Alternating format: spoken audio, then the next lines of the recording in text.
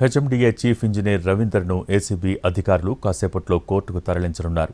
నిన్న రవీందర్ను అదుపులోకి తీసుకున్న ఏసీబీ అధికారులు వైద్య పరీక్షలు నిర్వహించారు. ఆ తర్వాత మళ్లీ ఏసీబీ కార్యాలయానికి తీసుకువెళ్లారు.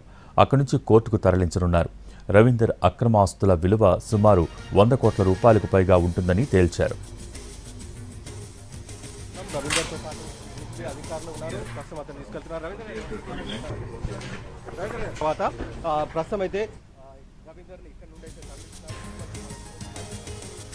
నిన్న గచ్చిబౌలిలోని రవీందర్ ఇంట్లో ఏసీబీ అధికారులు సోదాలు చేశారు. మరో 9 ప్రాంతాల్లోనూ ఏకకాలంలో తనిఖీలు నిర్వహించారు. హెచ్ఎండిఏ కార్యాలయంతో పాటు రవీందర్ సన్నిహితులు, బినామీలు, బంధువులకు చెందిన ఇళ్లలో సోదాలు చేపట్టి ఆస్తులకు సంబంధించిన కీలక పత్రాలు స్వాధీనం చేసుకున్నారు. హెచ్ఎండిఏ విధుల్లో ఉన్నప్పుడు అక్రమార్జనతో కొనుగోలు చేసిన ఇళ్లు, స్థలాలను గుర్తించారు. రిజిస్ట్రేషన్ విలువ ప్రకారమే వాటి విలువ 9.24 కోట్లని నిర్ధారించగా బహిరంగ మార్కెట్లో 100 కోట్లకు పైనే ఉంటుందని అంచనా వేస్తున్నారు. 18 విదేశీ మద్యం బాటిల్స్ లభించడంతో అబ్కారీ అధికారులకు సమాచారమిచ్చారు. సోదాల అనంతరం రవీందర్ను అరెస్ట్ చేసినట్టు ప్రకటించారు.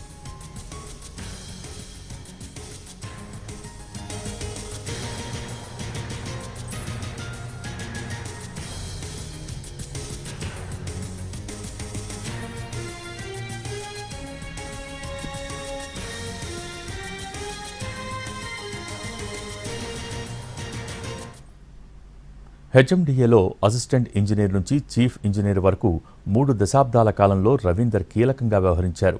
పలు ముఖ్యమైన ప్రాజెక్టుల నిర్మాణంలో కాంట్రాక్టర్ల నుంచి భారీగా లంచాలు నొక్కేసినట్టు ఆరోపణలున్నాయి.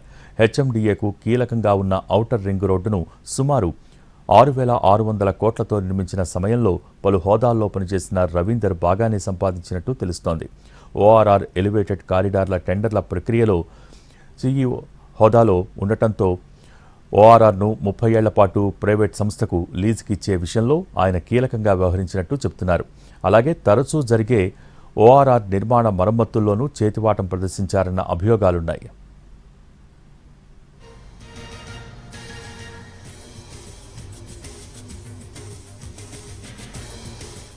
రవీందర్తో పాటు ఆయన కుటుంబ సభ్యుల పేరుతో మొత్తం 4 లాకర్లు ఉన్నట్టు ఏసీబీ అధికారులు గుర్తించారు.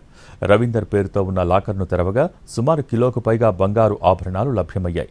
ఆయన భార్య, కొడుకు, కోడలు పేరిట ఉన్న మరో 3 లాకర్స్ను 1-2 రోజుల్లో తెరవనున్నారు. అవి కూడా బయటపడితే రవీందర్ ఆస్తుల విలువ మరింత పెరుగుతుందని అధికారులు అంచనా వేస్తున్నారు.